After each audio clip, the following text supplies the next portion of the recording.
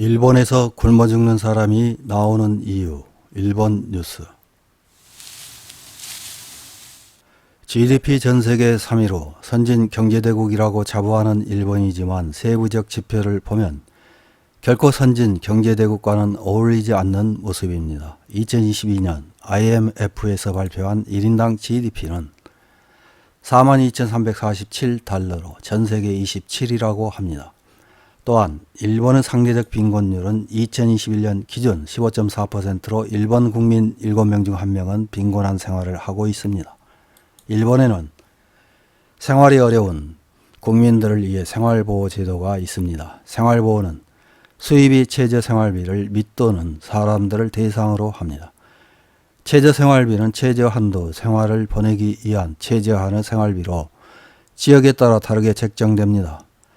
지역은 등급에 따라 6개로 나누어지며 지방으로 갈수록 등급은 내려갑니다. 금액은 10만엔에서 13만엔 정도입니다. 일본에는 2천만 명에 가까운 생활 빈곤자가 있는데 이 중 10%만 생활보호 제도를 이용하고 있다고 합니다. 많은 생활 빈곤자들이 생활보호 제도를 이용하기 꺼리는 것은 이들을 대하는 사회의 차가운 눈길이라고 합니다. 사회는 자기 책임으로 몰아가는 기조가 강하고 생활이 어려우면 가족의 도움을 받으라는 지자체가 많습니다. 게다가 생활보호 제도를 이용하는 사람들에 대해 언론에서는 비판적인 태도를 보입니다. 이런 일본에서 생활이 어려워 굶어 죽는 사람이 있다는 기사를 보도했습니다. 10월 29일 더 골드 온라인에서 보도한 일본에서 아사자가 나오는 것은 왜 행정이 생활공공자의 시그널을 감지하지 못하는 이유라는 제목의 기사입니다. 도쿄 23구 1인 생활보호 수급자의 경우 집세를 제외한 생활부조는 7만엔 전후입니다. 통신비와 광열비 등을 제외하면 식비로 충당되는 것은 월 3만에서 3만 5천엔. 하루로 환산하면 1,100엔 정도입니다. 전국 슈퍼마켓의 도시락 평균은 개당 400에서 500엔. 유통기한이 가까운 저렴한 도시락을 골라 하루에 그럭저럭 3끼를 먹는 것이 식생활이라고 생각해도 좋을 것입니다. 다만 알코올이나 담배를 좋아하는 사람이라면 그만큼의 액수를 식비에서 깎아야 하기 때문에 식사량은 줄어듭니다. 생활보호 수급자의 40%가 식사를 하루 2끼 이하로 억제하고 있는 것으로 알려져 있지만 원인은 그런 데 있습니다.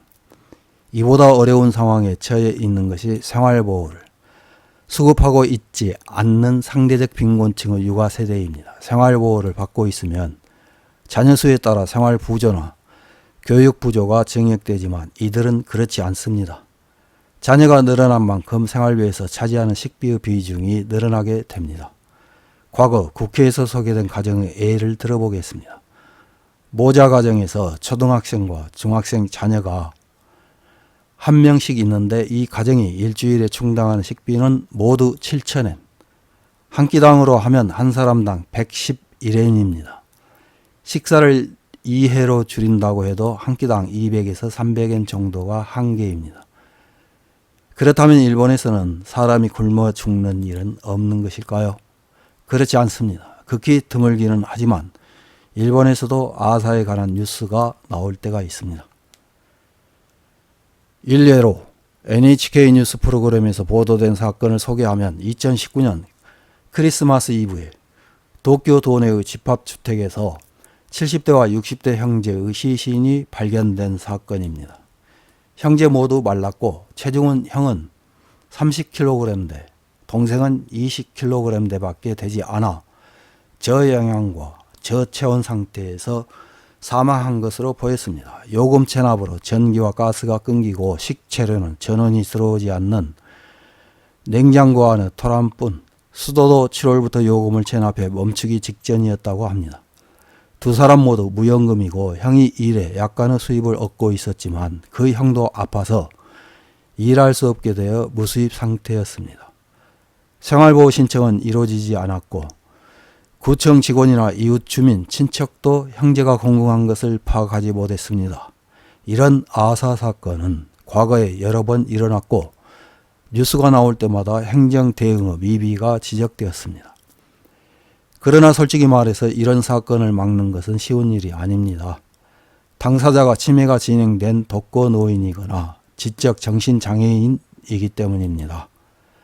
증상이 그렇게까지 진행되지 않는 동안에는 어떻게든 생활할 수 있었다고 해도 어떤 계기로 갑자기 나빠지면 세상과의 관계가 끊어져 생활을 유지할 수 없게 됩니다. 그래서 아무도 시그널을 감지하지 못해 굶어 죽는 최악의 사태가 일어나는 것입니다. 행정도 고위험자에 대한 지킴이의 중요성은 이해하지만 모든 과정을 세세하게 체크하는 것은 불가능합니다. 처음부터 증상이 심각한 사람이라면 몰라도 어느 날 갑자기 악화된 사람까지 빠짐없이 파악하기는 어렵습니다. 위 사건만 해도 보도에 따르면 수입이 있었던 것은 형뿐인데 그 형이 아팠던 것을 생각하면 어느 날을 기점으로 두 사람의 생활이 갑자기 어려워졌을 것은 상상이 됩니다. 미디어는 아사가 일어난 것을 보도해도 당사자가 어떤 문제를 안고 있었는지를 전하지 않습니다.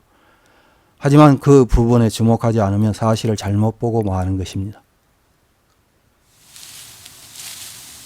이런 기사에 달린 일본 네티즌들의 댓글 몇 개를 확인해보고 마치겠습니다. 첫 번째 댓글입니다. 옛날에 주먹밥 먹고 싶다고 메모를 남기고 아사한 뉴스를 봤을 때 관공서의 한계를 느꼈습니다.